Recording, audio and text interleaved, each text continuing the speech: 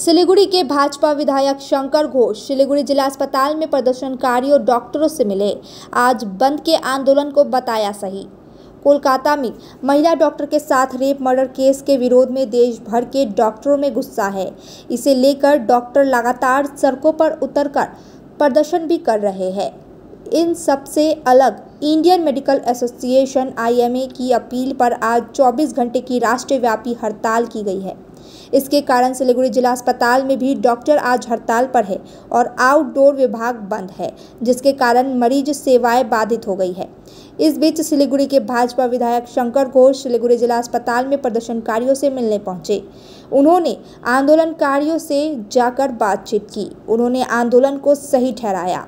हालांकि डॉक्टरों ने बताया कि आपातकालीन सेवाएं बंद नहीं की गई है। IMA ने यह साफ किया है कि 24 घंटे तक चलने वाले विरोध प्रदर्शन के दौरान सभी आवश्यक सेवाएं जारी रहेंगी और घायलों की देखभाल भी की जाएगी, मरीजों का उपचार भी किया जाएगा। विरोध के दौरान डॉक्टर सिर्फ कोई नियमित OPD और वैकल्पिक सर्जरी नहीं करेंगे। IMA ने केंद्र और राज्य सरकार के सामने अपनी 5 मांगें भी रखी है। IMA ने रेजिडेंट डॉक्टरों के कामकाज और रहने की स्थिति में बड़े पैमाने पर बदलाव की मांग की। इसमें 36 घंटे की ड्यूटी शिफ्ट को कम करने और आराम करने के लिए सुरक्षित स्थानों की व्यवस्था करने को कहा गया है। IMA की दूसरी बड़ी मांग एक केंद्रीय अधिनियम की है। इसके तहत 2023 में महामारी रोग अधिनियम 1897 के किए गए संशोधनों को 2019 के प्रस्तावित अस्पताल संरक्षण विधेयक में शामिल करने की है। IMA का मानना है कि इस कदम से 25 राज्यों में मौजूदा कानून मजबूत होंगे।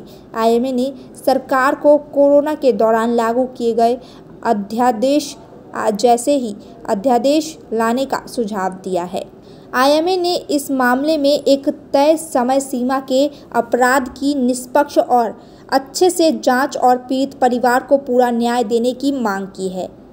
चौथा, IMA की मांग है कि सभी अस्पतालों में सुरक्षा के पुख्ता इंतजाम किए जाए। हॉस्पिटल में सुरक्षा प्रोटोकॉल एयरपोर्ट की तरह ही हो।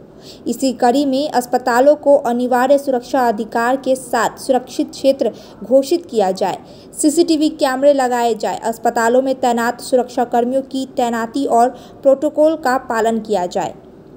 पांचवा और आखिरी मांग यह है कि IMA ने पीड़ित परिवार को उचित और सम्मानजनक मुआवजा देने की भी मांग की है। कलेज सह आमादेर सरकारी যত কলেজ হসপিটাল আছে তার ডাক্তারদের সাথে আমরা যোগাযোগে রয়েছি। বিশেষত আরজি করের ঘটনার পর সারা রাজ্যেই হসপিটাল পরিষেবা দেওয়ার ক্ষেত্রে যাদের সবথেকে মুখ্য ভূমিকা থাকে তাদের মানসিক অবস্থা আমরা বুঝি, জানি। তাদের সহকর্মীকে নৃশংসভাবে অত্যাচার করে হত্যা করা হয়েছে, তার প্রতিবাদ তারা সংগঠিত করছেন। তাদের প্রতি আমাদের পূর্ণ সংহতি আছে, পূর্ণ সমর্থন আছে। তার পাশাপাশি ডাক্তারদের আমরা ভগবানের সাথে তুলনা করি, ফলে স্বাভাবিকভাবেই স্বাস্থ্য পরিষেবা যাতে প্রত্যেকেই সঠিকভাবে পান তার একটা অনুরোধ আমি ওনাদের কাছে রেখেছি। ওনারা আমাকে কথা দিয়েছেন যে এরকম কোনো রোগী তার অসুবিধা হলে তাদের কোথাও ফেরত পাঠানো হবে না। এমার্জেন্সি সহ কোনো ধরনের ক্রিটিক্যাল সিচুয়েশন হ্যান্ডেল করার জন্য ডাক্তাররা সর্বদা প্রস্তুত। আজকে IMA হেডকোয়ার্টারের ডাকে শুধু পশ্চিমবঙ্গে নয় সারা দেশেই এই প্রতিবাদ কর্মসূচি পালন হচ্ছে। ফলে সেই জায়গায় দাঁড়িয়ে আমি ধন্যবাদ এবং কৃতজ্ঞতা জানাবো ডাক্তারবাবুদেরকে, যারা তাদের প্রতিবাদের পাশাপাশি তাদেরকে যেহেতু ভগবান হিসাবে বলা হয় সেই কাজ অর্থাৎ রোগীর সেবা দেওয়ার কাজটাও জারি রেখেছেন। এবং আমরা অনুরোধ রাখতে চাই কোনো অসুবিধা হলে কোনো রোগীর ক্ষেত্রে IMA-র পক্ষ থেকে নিশ্চিতভাবে তাদের টিম রয়েছে হসপিটাল সহ অন্যান্য জায়গায়। সরাসরি পেশেন্ট পরিবার যদি তাদের সাথেও যোগাযোগ করেন নিশ্চিতভাবে তারা সহযোগিতা হাত বাড়িয়ে দেবেন। তার পাশাপাশি জনপ্রতিনিধি হিসাবে দল হিসাবে ভারতীয় জনতা পার্টি কোনো ধরনের সমস্যায় আপনারা যদি আমাদেরকে যোগাযোগ করেন নিশ্চিতভাবে আমরা পাশে থাকব। একটা বিষয় IMA তরফ থেকে যে বিষয়টি বলা হচ্ছে, একদিকে যেমন যে ঘটনা ঘটেছে তার দোষীদের উপযুক্ত শাস্তি, তার পাশাপাশি প্রত্যেকটি জায়গায় নিরাপত্তা সুনিশ্চিত একেবারে সহমত। তো এই জায়গায় দাঁড়িয়ে একটি বিষয় বলবো, সেটা উত্তরবঙ্গ মেডিকেল কলেজ এবং হাসপাতালের যারা পড়ুয়া ইন্টার্ন রয়েছে তারা স্পষ্ট করছেন যে সেখানকার যে নিরাপত্তা কাঠামো তা সঠিক নেই, এমনকি সুপার পর্যন্ত সেই বিষয়টি নিয়েও উষ্মা প্রকাশ করছেন। কি বলবেন? দেখুন, আমি তো বারংবার মেডিকেল কলেজে যাই, হসপিটালে যাই, আপনারা জানেন, সুপারদের সাথে আমি কথা বলি। অনেক দুর্বলতার একটা বড় কারণ হচ্ছে স্বাস্থ্য ব্যবস্থা পরিচালনা করবার যে মুখ্য জায়গা, স্বাস্থ্যমন্ত্রী হচ্ছে মুখ্যমন্ত্রী। ফলে উনি স্বাস্থ্য দপ্তর হোক, স্বরাষ্ট্র দপ্তর হোক, পুলিশ দপ্তর হোক, জমি, ল্যান্ড, এই সমস্ত ভারী ভারী দপ্তর ওনার হাতে আছে, কিন্তু কোনোটাই উনি সঠিকভাবে পরিচালনা করতে পারছেন না। আর এই পরিচালনা না করতে পারার কারণেই কিন্তু এই গ্যাপগুলো আছে। আমার বলতে খারাপ লাগে, আমি সব জায়গায় রাজনীতি করি না, রাজনীতি করাটা আমার মুখ্য উদ্দেশ্য নয়। সেটা হচ্ছে যে মাননীয় মেয়র সাহেব, আমি সব জায়গায় রাজনীতি করি না, রাজনীতি করাটা আমার মুখ্য উদ্দেশ্য নয়। সেটা হচ্ছে যে মাননীয় মেয়র সাহেব গৌতম বাবু হচ্ছে নর্থ বেঙ্গল মেডিকেল কলেজের তিনি রোগী কল্যাণ সমিতি বা চেয়ারম্যান, দুটোই চেয়ারম্যান। আমি আপনাদেরকে বলবো, আমার তরফ থেকে উত্তরবঙ্গের মানুষের হয়ে গৌতম বাবুর কাছে এই অনুরোধ রাখতে চাই হাত জোর করে, আপনি তো রোগী কল্যাণ সমিতির চেয়ারম্যান, নিউরোসার্জন চলে গেল কি করে 3 মাসের মধ্যে? আমি তো বিধানসভায় বলে বলে নিউরোসার্জনকে নিয়ে এসেছিলাম, তাহলে চলে গেল কি করে? আপনি কি করলেন? আপনি এত বড় নেতা, এত বড় নাকি আপনার ক্ষমতা, তাহলে আপনি কি করেন? আপনি রোগী কল্যাণ সমিতির চেয়ারম্যান হওয়ার পরে মেডিকেল কলেজের হাসপাতালের সুরক্ষার প্রশ্নে হোক, স্বাস্থ্য পরিষেবার প্রশ্নে হোক, পরিষ্কার পরিচ্ছন্নতার প্রশ্নে হোক, কর্মী নিয়োগের প্রশ্নে হোক, সব ব্যাপারে মানুষ প্রশ্ন তুলছে, দুর্নীতি হচ্ছে। ফলে আমি জানি না যে এত দপ্তরের দায়িত্ব নেয়নি বা কেন, আর সামলাতে যদি নাই পারেন তাহলে সেটা মানুষের কাছে বলেন না কেন? আপনার কর্মদক্ষতা নেই, আপনার পক্ষে শহরও আপনি চালাতে পারেন না, মেডিকেল কলেজ হসপিটালগুলো সেখানেও আপনার প্রতি পদে পদে দুর্বলতা প্রমাণিত হচ্ছে। আমরা তো অনেক প্রত্যাশা করি, আপনি তো সিনিয়র পলিটিশিয়ান, 2 বার মন্ত্রী ছিলেন, আপনি এখন মেয়র হয়েছেন, কি পাচ্ছে শহর, কি পাচ্ছে মেডিকেল কলেজ এবং হসপিটাল? আপনি তো উত্তরবঙ্গের সবথেকে নাকি বড় তৃণমূলের নেতা, তাহলে এই বড় তৃণমূলের নেতা যে রোগী কল্যাণ সমিতির চেয়ারম্যান, মেডিকেল কলেজ, সেখান থেকে নিউরোসার্জন চলে যায় কেন? সেখানকার ইন্টার্ন, হাউস স্টাফ, আরএমও, এরা হচ্ছে এদের কেন বিক্ষোভ, এদের কেন 50 ধরনের ক্ষোভ সামনে আসছে? ফলে আমি অনুরোধ করব, গৌতমবাবুর নিজের অনেক বড় ক্ষমতা আছে, তিনি কথা বলুন মুখ্যমন্ত্রীর সাথে, কথা বলে সমস্যার সমাধানের চেষ্টা করুন। না হলে আমরা মুখ্যমন্ত্রীর পদত্যাগের দাবিতে আন্দোলন করছি, আমরা চালাচ্ছি, মানুষই তাহলে বাধ্য করবে মুখ্যমন্ত্রীকে বিদায় নিতে।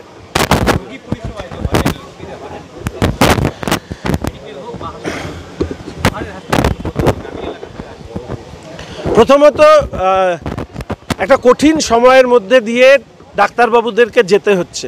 একজন সাংবাদিক বন্ধুরও যদি কখনো অসুবিধা হয়, তখনও সাংবাদিক বন্ধুরা ঠিক রাস্তায় নামে, তার ফলেও যেরকম খবর মানুষের কাছে পৌঁছানোর সমস্যা হয়, ঠিক একইভাবে এই ডাক্তারদের এই আন্দোলনের কারণে কোথাও যদি কোনো ধরনের সমস্যা হয়, আমরা অনুরোধ করতে এসেছিলাম যে ডাক্তারবাবুদের কাছে যে কোনো ধরনের রোগী যাতে সমস্যায় না পড়ে সেটাকে নিশ্চিত করার। ডাক্তারবাবুরা কথা দিয়েছেন যে আইএমএ তারা দায়বদ্ধ রোগীদের কাছে, তারা কোনো প্রকারের রোগী যাতে ফিরে না যায়, বিশেষ করে ক্রিটিক্যাল কন্ডিশনে, সেটা তারা নিশ্চিত করেছে। তারা দায়বদ্ধ রোগীদের কাছে, তারা কোনো প্রকারের রোগী যাতে ফিরে না যায়, বিশেষ করে ক্রিটিক্যাল কন্ডিশনে, সেটা তারা নিশ্চিত করেছেন এবং কোনো ধরনের অসুবিধা হলে তারা এখানেই আছেন, তারা সহযোগিতা করবে।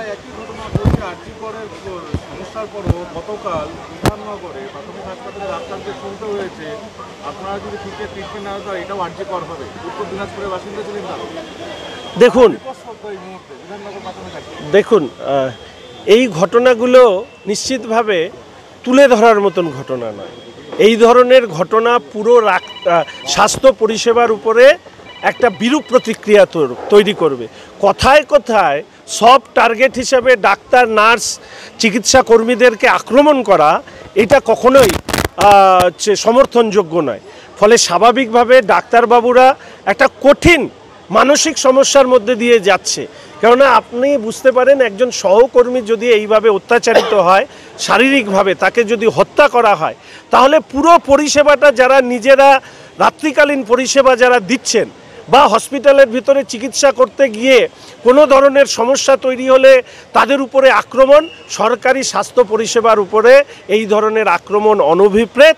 সরকারের উচিত এই নিয়ে সরাসরি পদক্ষেপ নেওয়া। কিন্তু দুর্ভাগ্য কার কাছে অনুরোধ করব, সরকারি দল 4-5 হাজার লোক নিয়ে এসে যারা হসপিটাল ভাঙচুর করে, সেই রাজ্যে সরকার না সার্কাস, সেটা বলা খুব মুশকিল।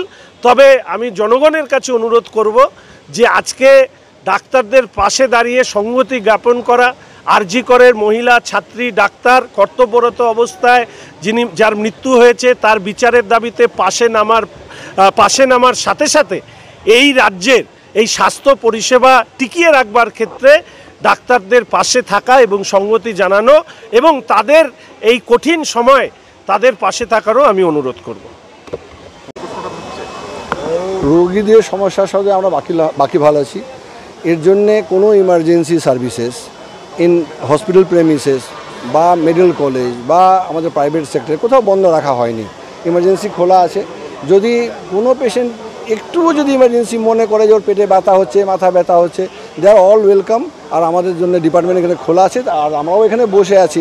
কালকে সিএমও সাহেবের সাথে আমার কথা হয়েছিল যে যদি বেশি রুগী হয় আর এখানকার ডিপার্টমেন্ট না সামাল দিতে পারে, আউটডোর বাদে যদি ইমার্জেন্সির মধ্যে না সামাল দেওয়া যায়, আমরা সবসময় এখানে আছি, আমরা পেশেন্ট দেখব।